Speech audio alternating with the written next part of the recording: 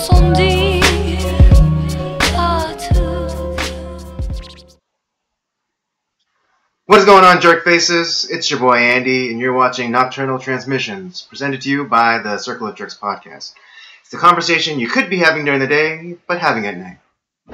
With me, as always, co-hosting this thing, the one, the only, homeboy Rob. What's going on, guys?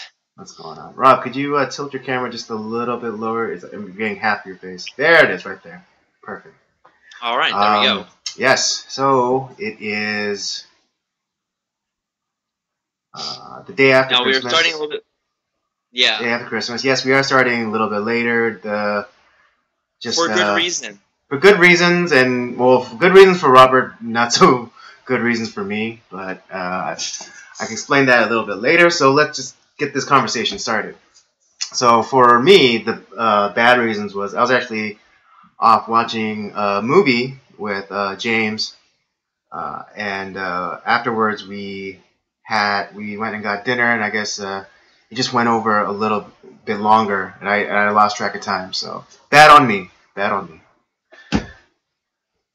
Me, however, I was doing work for you guys because we promised a Star Wars discussion today, and I went to go see The Last Jedi today, just before we started live streaming. So I'm ready to go. I'm fresh. I'm coming off fresh from the movie, so I'm ready to discuss. I'm ready to talk about, like, what I liked, what I didn't like, what I'm confused about, what I'm hoping for, what's going to come with Star Wars, all that good stuff. Yes, and I'm just ready to talk about how much I hated it. So, so now you know where each of us lies in the debate, as it were, for and against this latest installment in the Star Trek franchise. Star Wars, sorry. Woo! We're gonna get, please. I know. I hope that elicits someone to give us our first hate comment. Yeah, there's some, like, Star Wars fans, like, I ain't no fucking How Trekkie. dare you? How dare you? How dare you insult us, sir? Yes.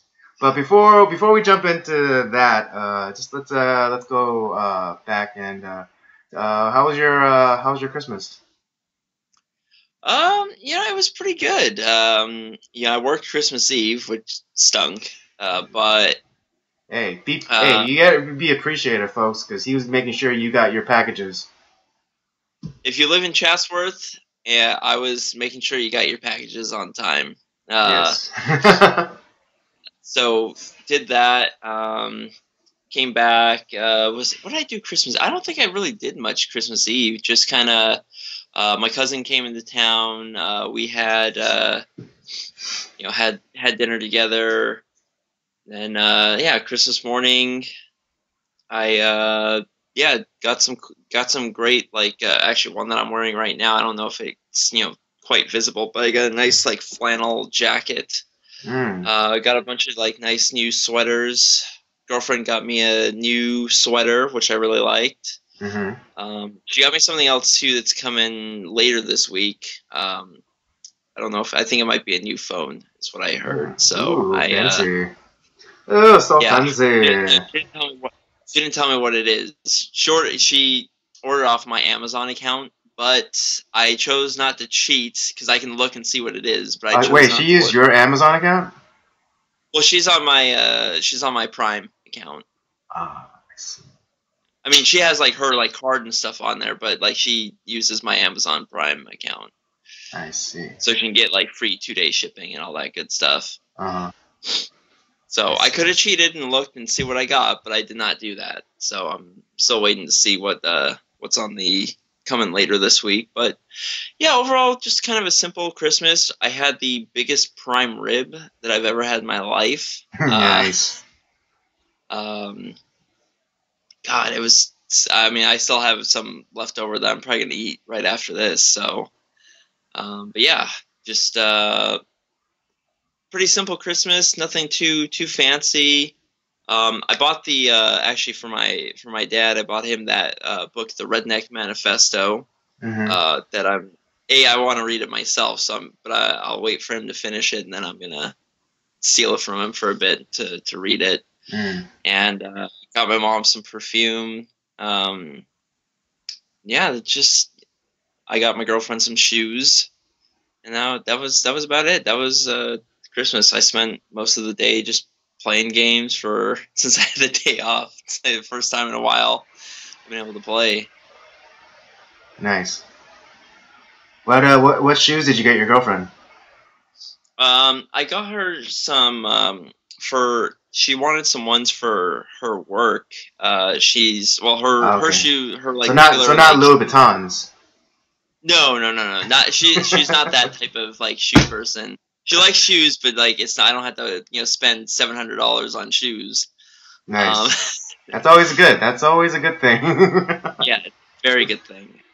No, she needed some new work shoes. The ones that she has, she's had them for forever, and Uh-huh. now that there's a bunch of holes, she doesn't quite have the same grip. So she wanted some like good Like ones that she she could wear. like she wore a hole through the bottom of like the soles and stuff. Yeah. Mm. Wow. The last time I did that, I was in second grade, and it's with I remember I distinctly remember the shoes become from Payless. Oh yeah, Not to knock Payless or nothing, but I'm pretty sure they weren't the greatest quality of shoes. yeah. Yeah, no, I bought her a pair of like these Skechers like slip resistant shoes that have like a Mm. little bit of cushion in them Right, and right. stuff. So like So the working shoes, like yeah, that's the yeah, line that but they like I have. didn't. Yeah, so she's pretty happy about that. So she's not gonna slip and fall at work anymore. That'd be a good thing. Um, so yeah, she's pretty excited about that. I'm excited for the sweater and the other gift I'm gonna get. I like the other clothes my parents got for me. So pretty good Christmas. Cool. Got a lot of stuff that I didn't think I would want, but I liked, and got some stuff that I needed. And then I got a couple things for myself. A lot of game sales, so I bought a couple games and stuff. So Mm-hmm. that was Christmas. Mm. What about you, Andy? What do you guys do over there at the Andrew Chung residence? Uh, well, we don't do anything that crazy over in my family. At least not anymore, since we're all grown, and so we don't really do the tree thing or decorations or anything like that. But my sister did do her annual baking, which is always great. Uh, she made me some raspberry bars, which Ooh, are which are my favorite and are very delicious. So I it was extra special because she wasn't planning on making them. I asked her because she was like making dough for like cookies and things like that, and I just out of curiosity I asked her, I was like, oh, are you gonna be making the raspberry bars this year? And she's like, no. I was like, oh, okay, sad face. And then she was like, "Oh, I can make them for you." And I was like, "No, no." I was trying to be the good, the good brother, and be like, "Oh no, it's okay. Don't put yourself out." But she ended up making them for me, so that was cool. nice. And then we have Christmas Eve dinner, uh, and I guess and it's the meals varied from year to year. Well, I think initially when we first were doing it, we got like ham or like honey baked ham, and then for a good number of years we switched it up to like a rib roast, Mm-hmm. which me and my other sister would constantly criticize my sister for. Oh It's like, man. oh, like this tastes like this tastes like it could use more horseradish. Is there horseradish on this thing already? It could use a little bit more salt. Now, like, it could use a little bit more pepper. But this year, we had a shrimp boil. Oh yeah, I saw the pictures that you posted. I was jealous because that sounds really good right now. I could go for a shrimp boil. Yeah, it's like We I good. actually we should go sometime, Andy, to grab some. There's a place by my apartment that's pretty good. Yeah, we could. Yeah, definitely. We could definitely do that. Do that Yeah, it after was like like, a day of filming or something sometime. hmm yeah, it was just shrimp, corn on the cob, Oh yeah. andouille sausage, red skin potatoes, and we also had like some crab legs. So. Oh, actually, there's kind of along those lines. There's also a great place in Long Beach called Louisiana Charlie's Hmm. that I went. That I kind of found by accident because I went to the aquarium with my girlfriend, and we discovered. Well, the aquarium was kind of a disappointment. It was way too crowded for one. Hmm. Um, and we didn't quite get a chance to do all the things that we really wanted. And it was just wasn't a great day. Hmm. And so it's like, well, we might as well just kind of walk around and see what's around. Like we were hungry, and it's like just kept walking, and we found this place that was over pretty much like across the bay a little bit Hmm. is like Louisiana Charlie's, and it's like, yeah, let's check this out. It has it looked we saw someone that like had like one of the shrimp boils, and it's like that looks pretty good. Hmm. Oh my god, Yeah. the look did not do it justice. It was so good. Mm. We had she had the crab legs, I had the shrimp. We massacred, and it was they give you like a lot. Mm. We massacred them, and then the cocktails that they have there are really good. Yeah. Oh yeah, so we'll have Mm. to do that sometime, Andy. Yeah. Yeah. Absolutely. Make a road trip of it. Mm. Yeah. Just yeah. Quick day trip. Yeah, yeah, oh yeah. No, it's something we could do for like be there for a couple hours. We'd be good. Hmm. Are there any other like Christmas traditions you have? Like you guys like watch like a movie or something like that, or anything like something along those lines? Not really. I stopped. I stopped taking my parents to movies a long time ago. Partly because, well, especially my dad, because he just like falls asleep in the movies. So it doesn't. So taking my dad it'd kind of be a I mean, not to be mean, but it'd be kind of a waste to take my dad to a movie because he'll just like fall asleep. And True. my mom, like, because her English isn't so good, she, every so often she'll, oh, what did he say? Whoa. And so Yeah. it's almost as bad as when you take your girl or whatever to a movie and then she doesn't pay attention. It's like, oh, like, what did he just say? It's like, I couldn't hear you because you asked me what did he just say. Oh, yeah, I know exactly what But that compound, is. yeah. So, but compound that with someone who doesn't understand English very well, and just like times 100. Ah, Yeah. yeah. We So. ended up watching a couple movies, not going to the theater. We watched like a I would say a Christmas slash Halloween classic in Nightmare Before Christmas. Okay. And then in my family, like something that we all really enjoyed, as a family was Mystery Science Theater 3000. So we watched Mm. a crappy sci-fi movie from Mm. that called Cry Wilderness. Mm. Oh, you know what I didn't do this year? I didn't do my Die Hard marathon. Oh yeah, that's a good. Right? I didn't think Because of that. That don't might let be. anyone tell you different. Die Hard is a Christmas is not only an action franchise, but it's a Christmas franchise, or at least the first two. The The first first two two were, yeah. Die Hards. Yeah, they're Christmas movies. Oh yeah. You know, because I did that last year. Actually, I watched all the Die Hards at Christmas time, Mm-hmm. and yeah, you know, the one I had never watched was Die Hard 2. I'd never seen it before. Oh yeah, it's a good one. It's nothing Yeah, to I beat thought the so. original. But still I would still say, a solid entry. I Still a solid entry. yeah, What was that? I challenged the original is the best one. Die Hard with a Vengeance to me is the best one. Really? Hmm. Yeah, I just think it's so good. Man, I'm learning. I learn something new about you every single day, every single stream, Robert. We No, can get but into I mean, I will give it to you. Die Hard with a Vengeance is great. It's a great movie. It is a great movie. that was actually well, and maybe it's part of it.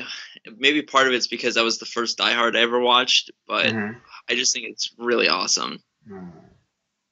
Well, I guess it all depends on when you see these movies. Because I mean, I remember watching Die Hard, the first one. Way like again, stories of immigrant family. But my older guy cousins, again, they're supposed to be watching me, and then they put in Die Hard, and they're, oh, what's this? And I'm like way too young to watch this, but I just plant down, in front of the TV and start watching it, and I'm just like, oh my god. Yippee ki motherfucker! Yeah, exactly. Yeah, I wonder if for a time I'd run around screaming, yippee ki motherfuckers. That'd be hilarious. I would have loved to see the young Andy shouting that out. Yeah, baby Andy just running around, yippee ki, yippee ki. Oh man, we'll have to talk about Die Hard at some point. Yes. There's a lot of great stuff to talk about with Die Hard. Oh yeah. Oh. It's actually there's a channel that I follow on YouTube called Cinema Wins, and they actually did everything great about Die Hard. And there's a lot of great about Die Hard. Yeah, a lot. Yeah, there's a lot of good. There's a lot of good with. One. There's a lot of great with Die Hard, and so yeah, it definitely watching that definitely helped my appreciation for Die Hard. Definitely. All right. Well, so now that we got all those pleasantries out of the way, I guess it's time for us to get to the meat of the stream. Well, we teased it last week. Yeah, we did. We teased about it. Star Wars. And so from last week, I started doing the chronological Star Wars marathon that so I watched 1, 2, 3, Rogue One, 4, 5, 6, 7. And actually, I found I had never done the chronological viewing before, so it was kind of it's very interesting how that all. I like doing it that way actually, where you kind of get the you get the height of the Jedi Order to their downfall to the you get just before the they steal away the Death Star plans, and then you have the rest essentially kind of the restoration of the Jedi Order with Luke, and there's hope with the rebellion as they defeat the Death Star several times. The Emperor is defeated. Darth Vader is restored in a sense. And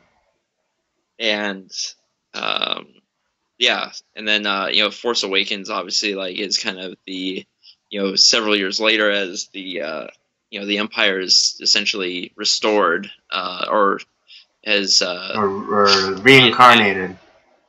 Reestablish itself, or in a way it makes sense because it's kind of while the Death Star was a big thing, and then the Emperor was important to the Galactic Empire. it's obviously I would assume would be much bigger than just like those two things. It was Right. I mean, when you there guys was a start lot. getting into like the realistic things, like just because the emperor was killed doesn't mean that everyone like all of a sudden gonna become a good guy. So there's bound to be some jockeying of like generals or higher ups within the empire to establish themselves as the leaders and try to rally and Yeah, kind of come back from it. So right, yeah. The and king is dead. Long live the king. yeah, that um. kind of thing. So I But did if all you that. yeah, so I mean, but if you want to go in, okay, so if you want to get into this, I will give you the floor first to discuss what you liked, or just your thoughts on the latest movie. Well, okay.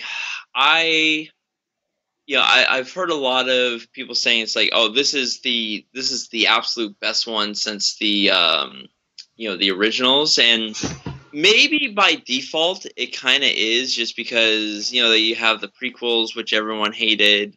Rogue One was kind of a mixed bag. Like, some people liked it, some people didn't. So maybe by default it would be the next best one since the original.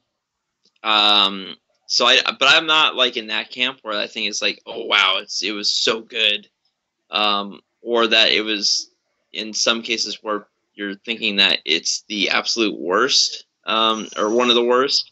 That to me will always be Episode 2. It's the absolute worst in my opinion. Uh, Um, yeah, but Attack of the Clones. yeah, not the story, but just the execution of the acting in 2 is just god awful. Okay. Yeah, that's the reason why I hate 2 so much. Um, Yeah, I hate sand. yeah. Of course, it's rough. It gets everywhere. Uh, but from watching it, like I liked, the like certain characters. I really like Poe. Ray is pretty interesting. Finn is pretty interesting. So yeah, like the main, like the kind of the core new characters that are in that they started with Force Awakens. They're pretty cool. I like those characters. There's definitely kind of Poe's kind of the new kind of Han Solo kind of roguish type of guy. Um, Ray's kind of like the new like Luke in a sense, uh, and so on and so forth. Um, what I didn't like, some all of a sudden, like we see like Leia with like force powers, which was kind of an odd thing to see. Some of the jokes were a little lame, in my opinion. Like it was just kind of, yeah, it kind of felt like useless dialogue in a sense, where I don't know. There was a few things where it was just kind of like they were trying too hard to make it like we got to make it funny. Um, so like that, there was that part. I was like, it felt a little lame, and like they were pushing something a little bit. Like even like the Asian girl Rose, when they were trying to find that the the code breaker guy. It's Mhm. like, ugh, like I hate this place, and it's like, it's kind of like, oh, there's all these like rich people here. Oh, I hate them, and it's like, why? Because they're rich. It's like, well, it's, at least that's the way it seemed at first. And I thought it was like, seems a little socialist to me. But then like it kind of like sort of makes sense that she was like kind of a slave essentially on that planet. Um, so I could see like where she would hate that, to an extent. Um, what was there was something else I was gonna bring up that I kind of liked. I kind of liked it a little bit just because you really see the resistance like kind of on their last legs. in a sense, it felt a little like Battlestar Galactic-ish, where it's like, they're just kind of, they're trying to run, and it's just like they can't quite escape, and it's just everything that they try to do is kind of, there's not a lot of hope in the movie, which was kind of nice. So I was like, I wonder how this is going to play out, because it looks like they're really, Luke is not really wanting to help or train Rey, and yeah, like like the First Order is just running them down, and so like, I like that type of tension, and just seeing like how powerful the First Order was. I like that part of it. The other thing I didn't like, all of a sudden that like they're Kylo Ren and Rey are force mind melded or whatever. I thought that was kind of lame. Mm-hmm. Obviously, because you always like have the like where those who are sensitive to the Force, like Leia can like sense certain things. Even in the original trilogy, you have Darth Vader is like, I know that Luke is here. Like you kind of like they can sense people with the Force, but like all of a sudden they have this like weird mind meld, and like they can experience what the other person's experiencing. It felt very weird, very weird to me, and like it somewhat, maybe not unnecessary, but it just felt weird. So I wasn't sure how I really felt about that, and so those are just some of my initial thoughts on the on episode 8. Mm-hmm. So what were some of your thoughts, Andy? What made you hate it so much?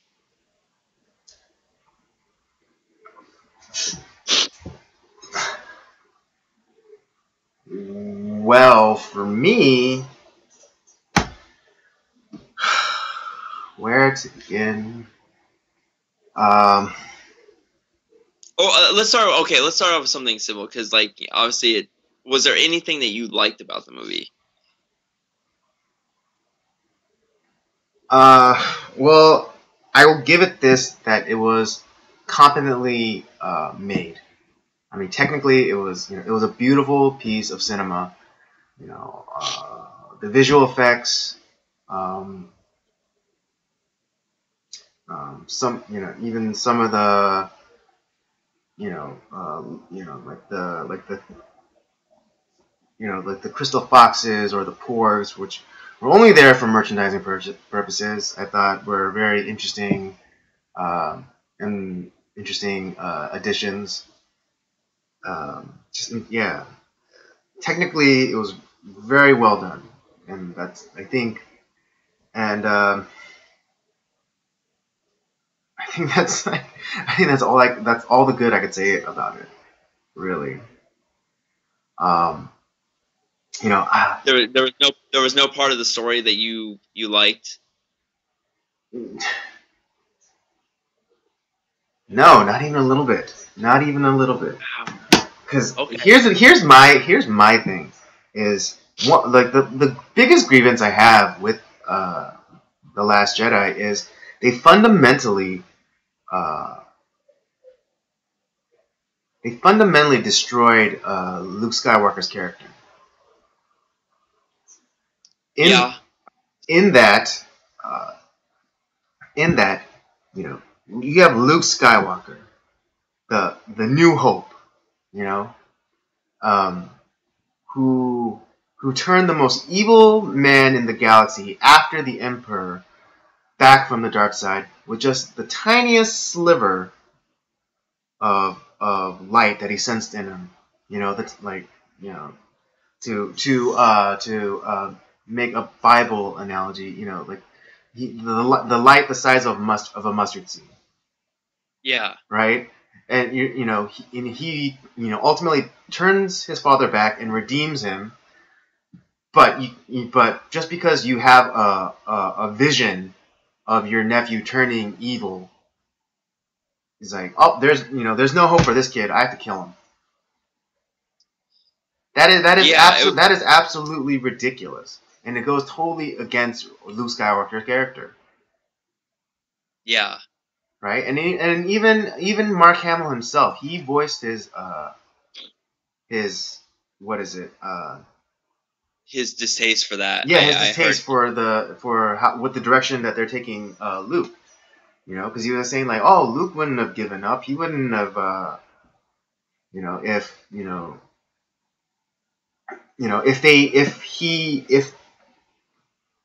if Luke went into hiding out of shame, like how he says in the movie, then then the only way I would accept that is if he tried to turn uh, Ben, Kylo, whatever, back from Right. the dark, but ultimately failed. And and like to add insult Kind to of like with. injury, if there was like if I don't know, you know, if there was a scene where to underscore like his failure, he then executes like the rest of his students or whatever.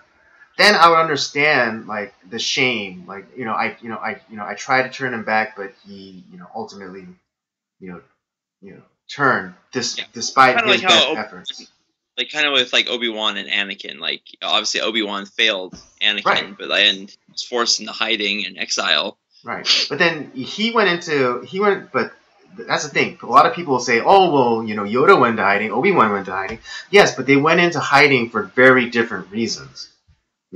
It's Yeah. because, they went into hiding because the climate that the galaxy that the government turned into wasn't conducive for them to, stage like you know, uh, kind of like a revolution.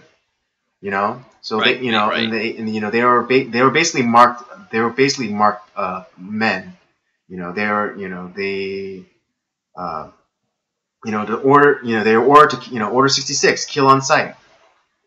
And so it was like so they like yes they failed and they felt shame because they let down Obi-Wan let down Anakin, and Yoda also let down Anakin, Right. maybe not maybe in an indirect way, but they both let down Vader in their own unique ways. And so in that time, you know, it wasn't like they were just sitting on their hands the whole time. They were they're making sure that that the next generation, Luke or specifically Luke, um, would be able to come up and eventually challenge Vader, and kind of right their wrongs, quote unquote.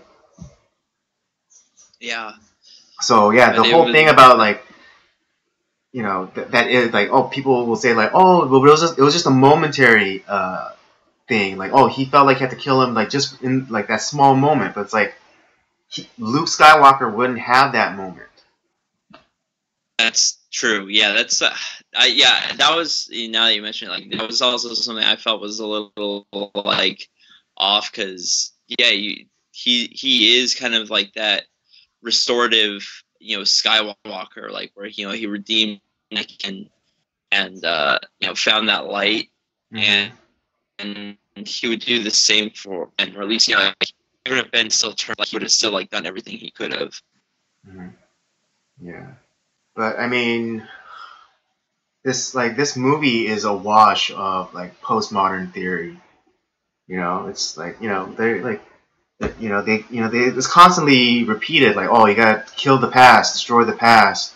Even Yoda said like, oh, like talking about the old Jedi texts. It's like, oh, it's like read them, have you? It's like page turners they were not. It's like the gathered wisdom of over 2,000 years, and you're saying that all of that has to be like chucked out the window. Yeah, that was well with Yoda like too. Like he was also like I think with him like that wasn't so out of character. I would think just because I think from after watching it like chronologically, you see like the failure of the Jedi Order Right. and how they were so focused on like, no, it has to be this way, and like everything was so systematized, and like, oh well, no, it's just like this. Anakin can't be this because like he has like all this in it, and instead of allowing for a little bit more, like they're the idea of like only only the Sith deal in absolutes, which is kind of an absolute thought in itself. Right. Yeah. Where it's like there's rigidity within the Jedi Order, which eventually led to its downfall.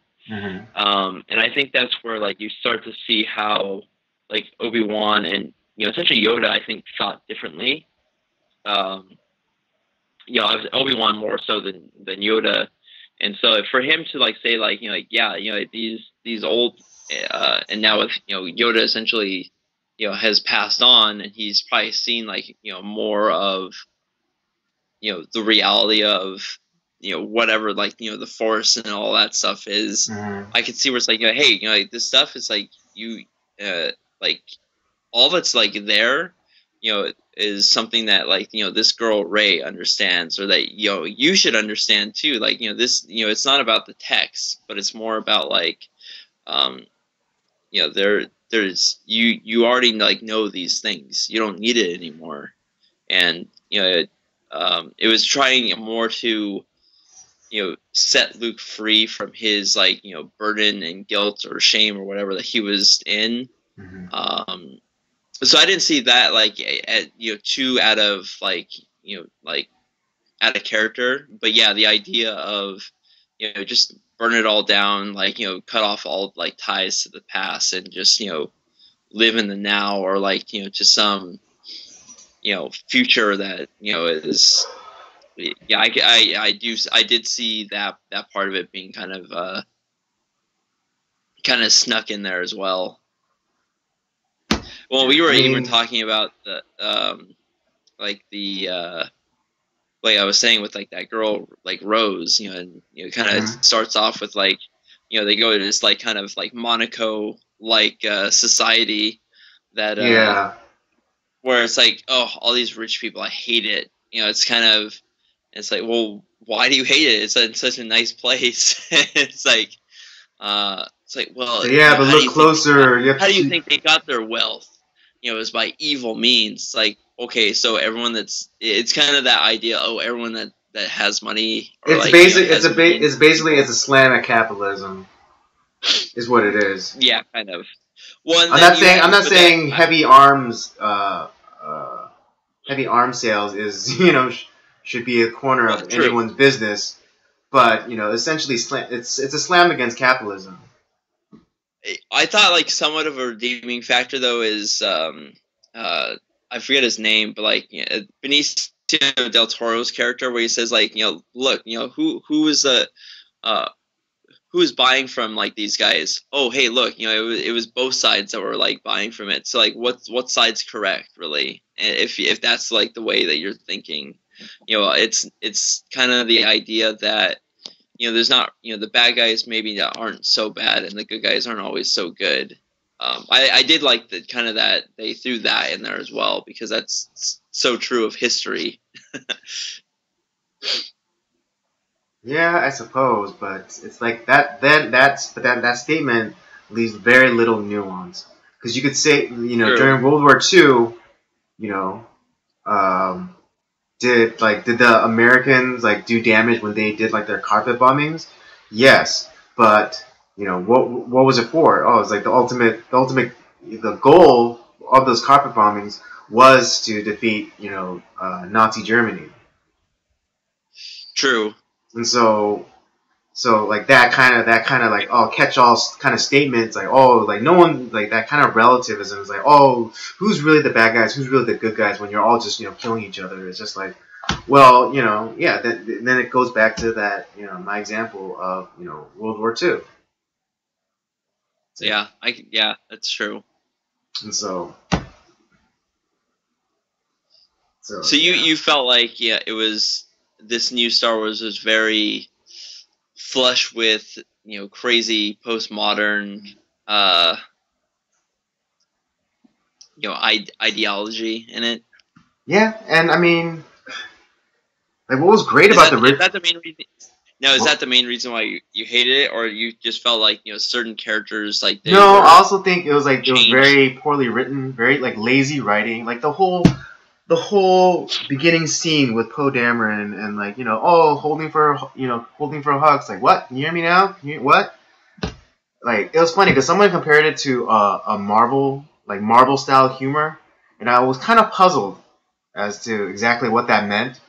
But then I went and watched Thor Ragnarok, and they had an opening scene, and it was basically it was that.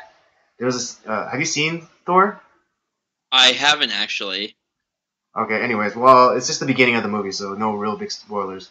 Um, Thor is seemingly captured by this villain, and the villain is kind of monologuing, and Thor is hanging or dangling by a long chain, and like the villain is monologuing, and like, as if you can imagine, like Thor is rotating and spinning, and so as the villain is monologuing, his back is turned to him, and he's like, oh, wait, let me just get back around so I can see your face, and it's like, oh, okay, there we go, okay, continue. And I was like, oh my god, that's what that now I get it. And I understand, like, they try to be funny, but that type of humor, just doesn't fit Star Wars, because you could say that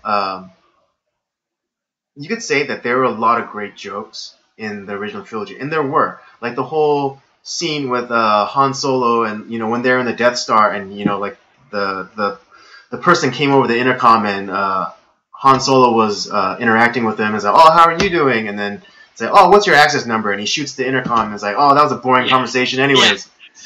It was funny, but it wasn't trying to be funny. It had, Star Wars, it has like a charm to it. Well, and that's that. Okay, I will say this: the humor in this one felt very out of place. Whereas, yes, like, exactly. you look at Force Awakens, and it felt very natural. Like, right, yeah, just like in the original trilogies. Yeah, and I think like a good reason for that is Harrison Ford is just he's so damn good at like what he does. Yeah, and like he picked up Han Solo, like he was like Han Solo again. Yeah, Like there's this thing. That character for 30 years. It's like yeah, there's this thing where what was it? Say, I forget what it was, but it was like Harrison Ford's like, oh, you used to be Indiana Jones, you used to be Jack Ryan, you are Han Solo. Yeah, that kind of thing. And like I said, the humor was like not. It was very natural, even for all the other characters. It felt very natural and funny. And where here, it just felt like, because this one should have been a little bit more serious, and kind of like with The Empire Strikes Back. That was a very serious Star Wars film, but I think more so than Last Hope or Return of the Jedi. Right. Empire Strikes Back was very serious, mm-hmm. and this one I think should have kind of played it like as as very serious, because it like I said, I think it was just trying, like, we can't have like it be too serious. We have to have some sort of humor in it, and some sort of lightness. I don't know. But even in Empire, there was humor in it. Like when Leia calls Han a scruffy looking nerf herder, and then he's like, who are you calling scruffy? He's like, who's scruffy looking? Or like the infamous Tauntaun scene where it's like, oh, I thought they smelled bad on the outside. Yeah. So I'm not saying that there can't be humor, but there's like this kind of like forced like modern kind of like Marvel humor that they're trying to inject into Star Wars just doesn't work. It felt, like I said, and that was the one criticism I had of it too. It felt a little forced for them to have it like the way that they did. For me, like, I didn't. I didn't hate it too like like it didn't change like my viewpoint of certain characters. Like I still like Poe. I think he's a cool character. But yeah, it's just it's not. Yeah, but I think they totally took a shit on him though. Unfortunately, yeah. They totally took a shit on him. They made him a little bitch boy, because Leia like slaps him, like bitch slaps him, and then demotes him, and then Admiral Purple Hair, like, oh god, I hated her. I hated her character so much. Yeah. So, because it's like, why bring in a new character? Why not, why not do like, why not also do like a little fan service and have it be Admiral Akbar? Instead of making him killed off Admiral Akbar, unfortunately. Yeah, exactly. They took him out like a punk bitch. Yeah. In that attack on the bridge, and like everyone gets sucked out, and then Leia turns into Mary Poppins and floats back into the ship. See that I didn't like either. I was like, I thought like, especially with Carrie Fisher's dead. I figured it's like maybe that's what they. Yeah, and that would have been such a dignified send off for her character. That's why I was like, when I saw that scene, I was like, oh, okay, I guess this is how like they changed it up, like to end her character, which would make sense. Yeah, but no. You guys had a perfectly good out, and then you could have kept Luke Skywalker for the last one.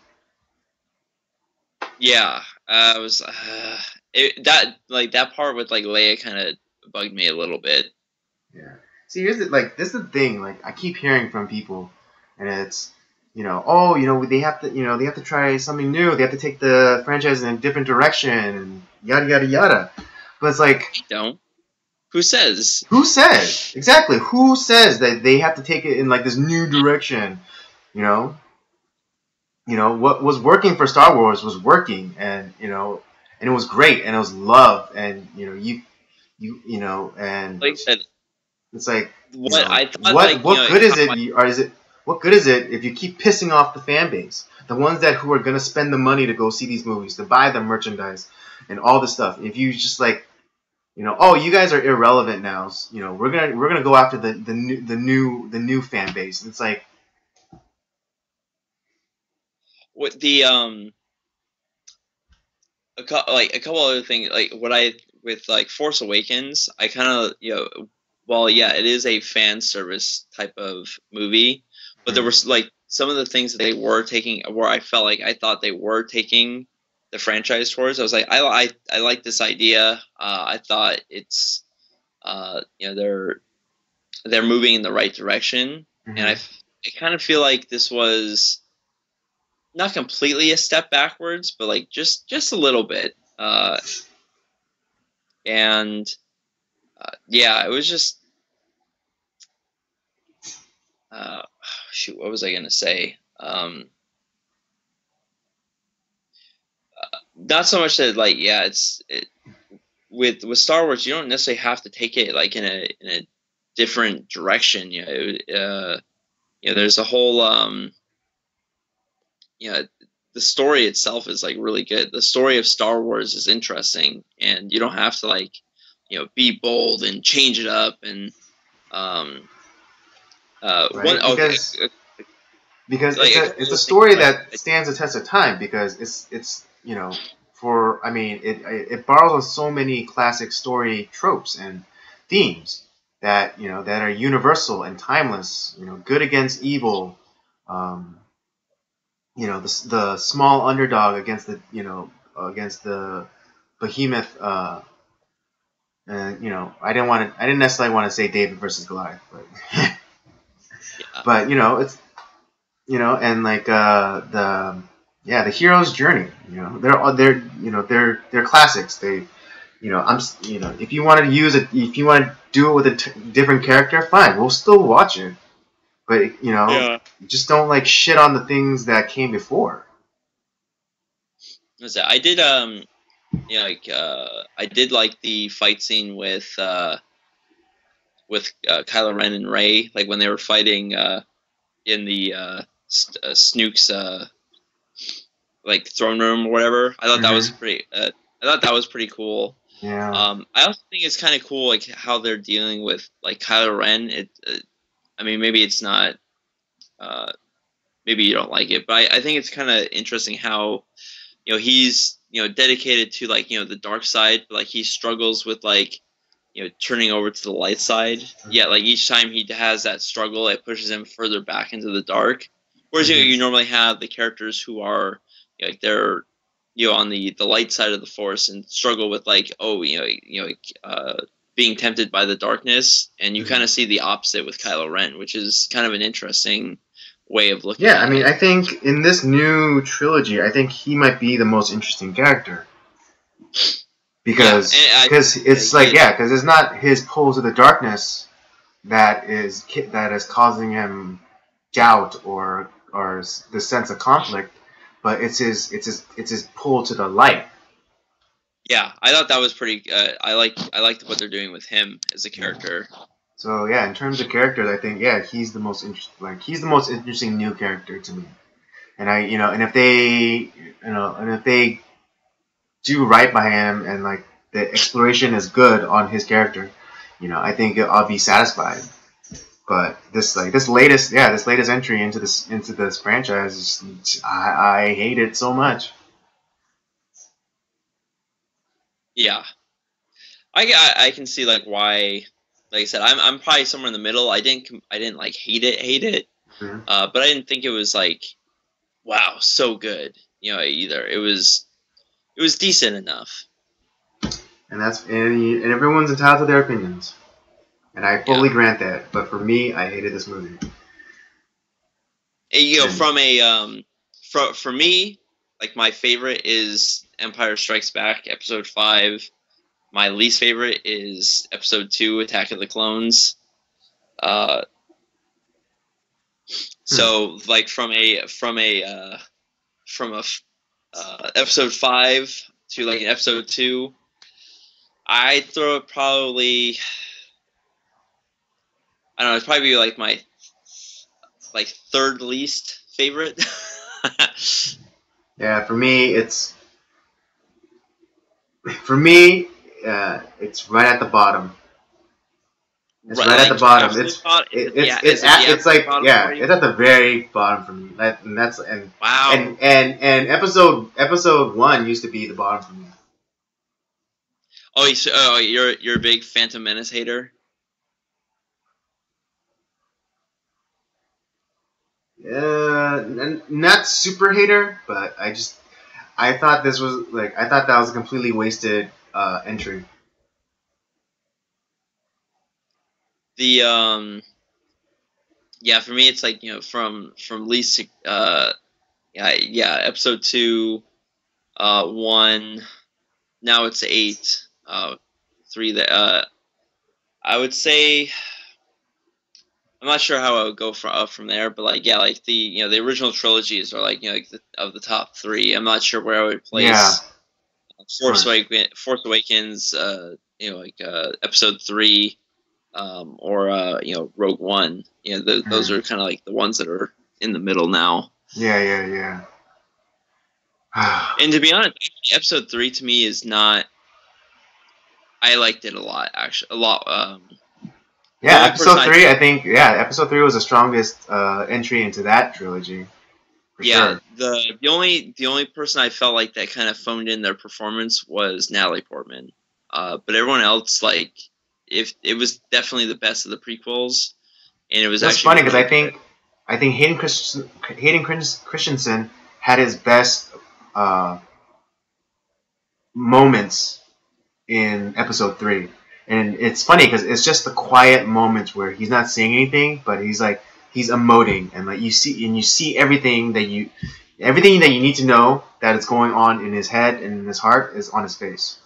Yeah, he figured it out in Episode 3, and I was like, wow, he made a huge leap in performance from 2 to 3. Oh yeah, absolutely huge. Because I actually was like, well, damn, he's actually like a decent actor. Yeah. So sad. You're never appreciated in your own time. Yeah. I'm still pissed off at like how the kind of the updated version of Episode 6 though, like when they at the end, like when they have like Yoda and Oh yeah, Obi-Wan, and then they stick in Hayden Christensen. I was like, that's a slap in the face to the original Anakin Skywalker. Yeah. I don't know. It's funny. Like, I'm not sure if there's an actual meeting like this to occur between J.J. Abrams and Rian Johnson, but this is how I imagine it going down. Like, say J.J. Abrams goes, "All right, here, these are the things that I kind of want to explore, and this is the kind of direction that I want to go into." And then Rian Johnson's like, "Cool," and then takes the notes and just like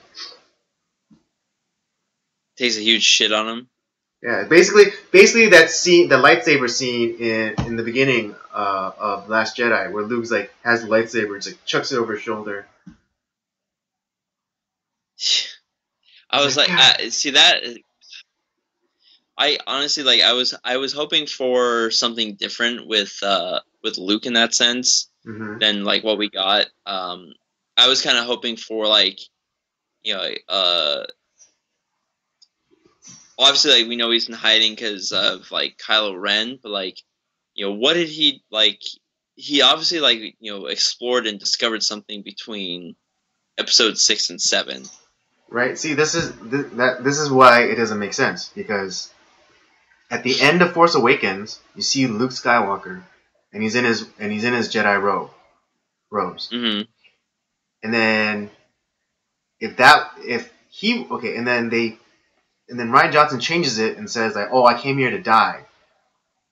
Then and like I want nothing to do with the Jedi. Then why the hell was he wearing Jedi robes? Exactly. Why? Yes, so it doesn't make any sense. If he had such disdain for the Jedi and like the Force and all that stuff, and he went there to die because he saw a vision of his nephew turning evil, and he's like, "Oh, there's no change, there's no turning him back. I have to kill him." Yeah, there was what I guess I was hoping for is like I said, learn about like what exactly his journey was like. Did he go back to Coruscant to like to the Jedi Temple, right? To figure out did he go to that like particular island because it's a way to commune with the Jedis of old and like learn, that might like what if that like that planet must have been like some sort of like a Force nexus or something. That would have been like way cooler, and then like he learned things about the Force that he like no one had like understood for thousands of years. Yeah, or like he went there to find like get some sort of revelation about Snoke, because like who is Snoke? That's another thing. Some people say like, oh, it doesn't matter, like if they killed off Snoke. It does matter. What was that? It totally matters. Exactly, it matters because here's the thing, JJ, like the Force Awakens, it begged the question. It begged the question of who is Snoke, and it begged the question of who are Rey's parents. And while I could totally accept that they are nobody, but I don't think that they are nobody, because that entire movie begged the question of who are Rey's parents. I still argue it's Obi-Wan and some she's that's his granddaughter. Yeah, I would say I think it might be like his granddaughter or something. Maybe because when she first encounters Luke's lightsaber, whose voice does she hear? Obi-Wan's. The first one is Obi-Wan, right? Yeah. Right. But I mean, as a criticism to J.J. Abrams, he does get a little mystery box crazy, and he delivers a lot of mystery boxes without really answering them, which is a fair criticism.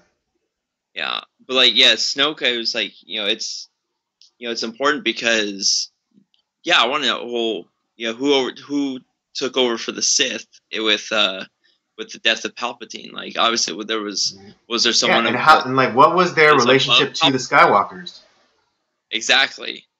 It's not like he was like this mysterious figure that only appeared to Ben Solo, and it's like no, because both Leia and Han and Leia both knew of Snoke and like, oh, I shouldn't have let Ben get close to him or something. So they're he was somebody that they knew.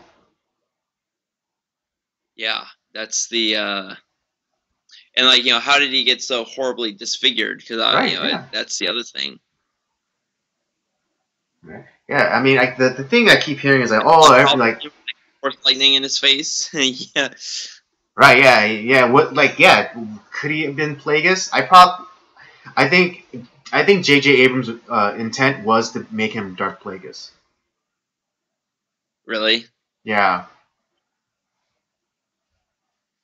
I really truly believe it.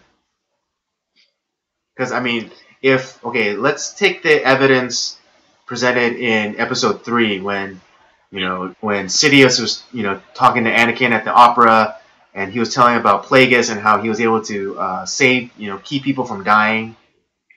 And what if after Sidious seemingly kills Plagueis, he uses that ability to fix himself, and then he goes into hiding, and then he takes on this new identity of Snoke, and then reinserts himself into the galactic political scene after Empire or after Return of the Jedi. Yeah, that definitely makes sense. So. Yeah, definitely a lot of I will say that this raised a lot more questions and a lot more frustration than Force Awakens did, for sure. Yeah, and I'm not too fond of how they lowered the bar of entry for Force users. I mean, I'm not saying that I'm not saying like that no one that only how they said like only the Jedi or the Sith have exclusivity to the Force. Because Yoda and Obi-Wan both said in the original trilogy that it's an energy force that binds all living and not living things together, or whatever. So the Force is not relegated or again exclusive to the Jedi or Sith. But it does take a specific type of person to be able to tap into the Force, though. Right. And I mean, I think this movie above all else puts to bed the claims that Rey is indeed a Mary Sue. Is a Mary Sue? Yeah. What do you mean by that? Do you know what a Mary Sue is? No. Oh, okay. I don't think I've heard that before. Okay, a little nerd history then. A little nerd history. Okay, so back when this is for context. Back when the original Star Trek was on the air, this girl by the name of Mary Sue wrote a fan fiction story, and she placed herself in the story. And she was smarter than Spock and more courageous than Kirk and better at science or better engineer than Scotty. Okay. So she was basically overpowered and unexplainably awesome because reasons. Yeah. So that's what a Mary Sue is. Okay. Now I had not heard that before, so now I know. Okay. So now you know. Yeah. So yeah, because that was like one of the big criticisms in The Force Awakens that Rey was a Mary Sue because she could get in. She could pilot the Millennium Falcon without ever using without ever even being inside of a ship before. She was able to beat Kylo Ren, a trained Force wielder and saber duelist, without any formal training. Yeah. And you could say that she gleaned the knowledge through the Force or whatever, but to me that's a bit Mary Sue-ish.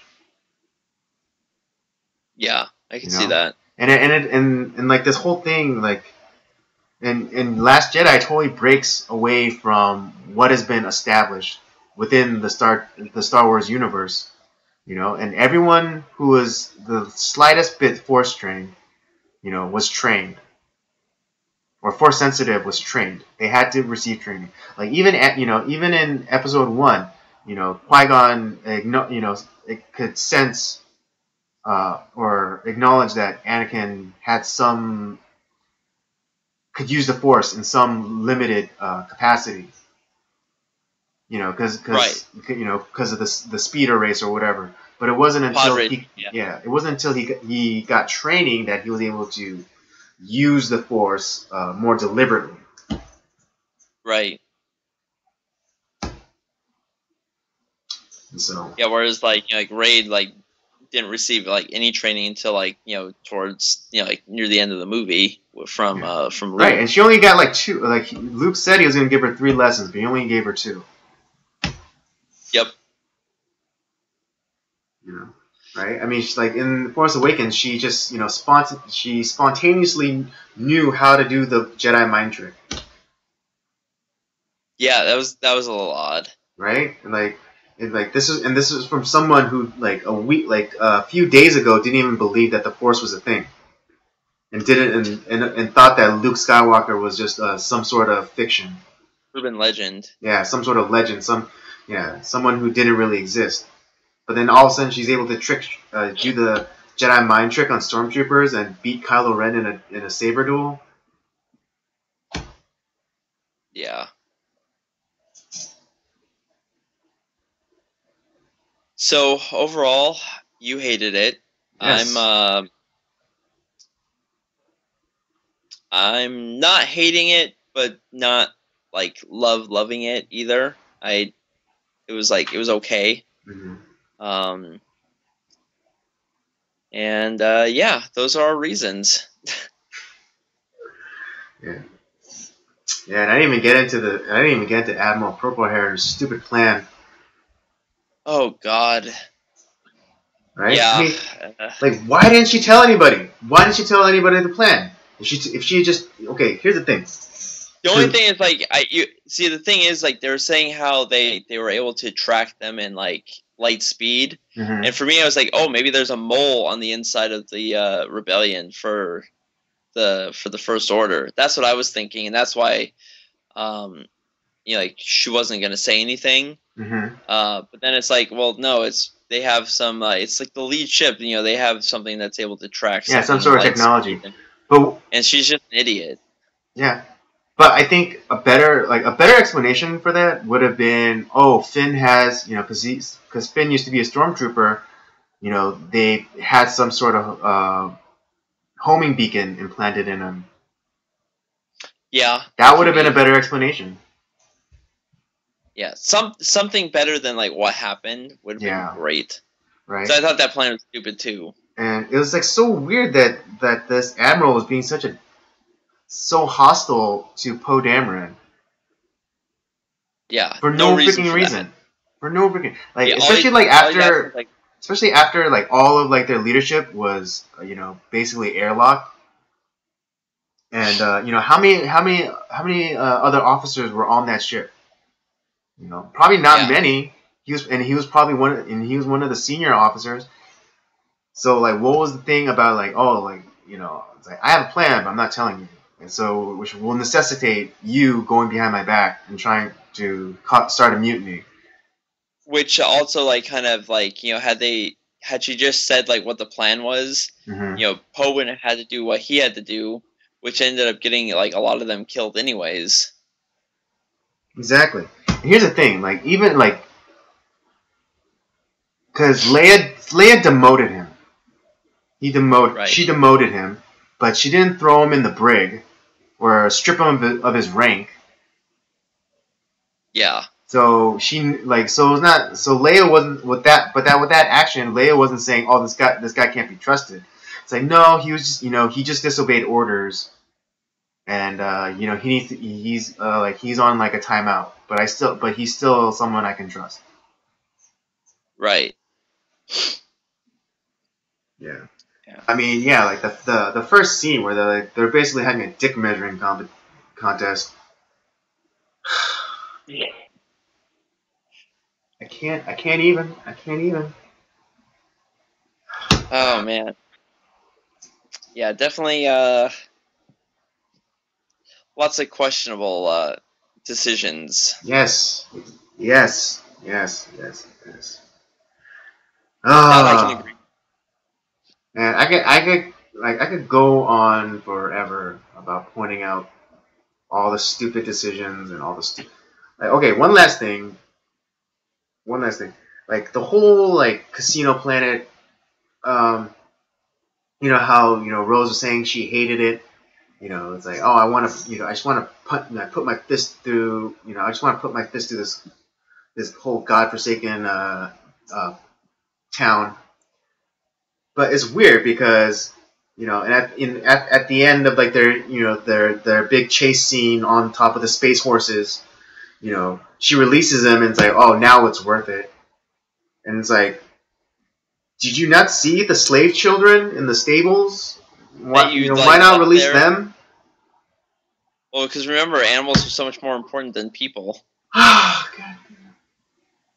I thought the same thing too. It's like, why you bitched about like how like you were one of those kids, and why didn't you like free them? Right?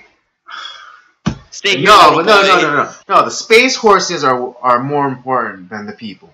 The space horses are more important. Like, at first, like I thought that's what. At first, I thought that's what happened. Like they released the horses and the kids, but then like you find out at the end the kids are still there. I'm like, what the fuck? Yeah.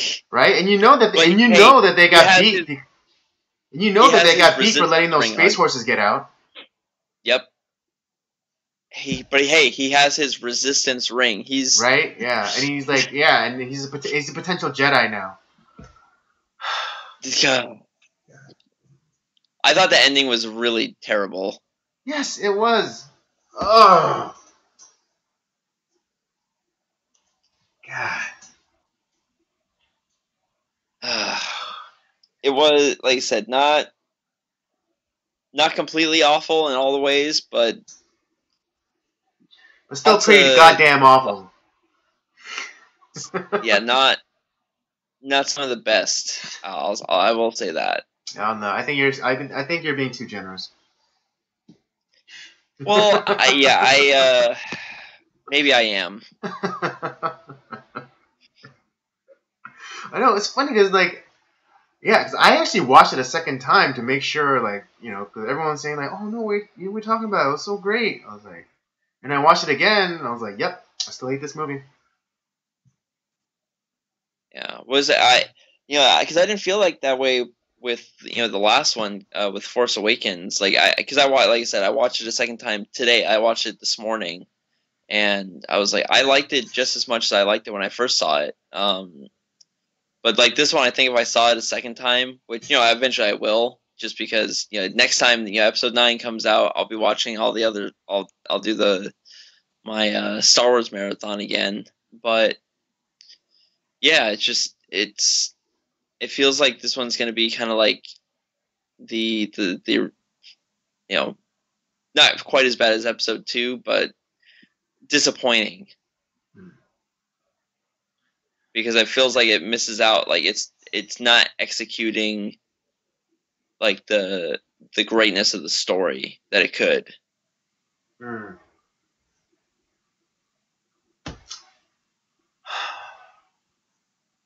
don't know. I feel, at this moment, I've lost all enthusiasm for Episode 9. As hard as for me to say that, I kind of lost some enthusiasm for Episode 9. I can see that. I kind of want to or listen to people's comments about who really liked it and why they liked it. just to see like why they liked it so much. Mm-hmm. But I think we and don't get me wrong, we're not just haters for the sake of hating. No, of course not. I gave all my reasons for hating this movie. Yeah, no, but I mean, sometimes it's like there's some people. It's like, well, yeah, everything's bad, everything not as good as this or that. But I think a lot of your criticism is well founded. I think even with a lot of things I would agree with in a sense. Mm-hmm. I just didn't have quite as much hatred as you because there were things that I found that I liked, and but yeah, there was a lot that was left on the table that could have been executed a lot better. Mm-hmm. Yeah, I mean, okay. I just thought of another thing I liked about this movie. That when Admiral Purple Hair, takes the ship and weaponizes Lightspeed. That was pretty cool. That was a beautiful, amazing shot, amazing scene. I will say that was probably like my one of my favorite scenes in the movie. It was like that was pretty fucking awesome, right? Yeah, because you see it like cut through all those ships, and then you have like that silence, like the vacuum of space, and it's like silent, and then you're just like you're kind of awash in that silence, and then all of a sudden like the sound comes rushing back in. Yeah, that was pretty sick. I like that. That was cool. And a lot of people say, "Oh, that's stupid! Like, how dare you?" I know a lot of people did find, some onus with that scene, but it's like that was established in A New Hope when they were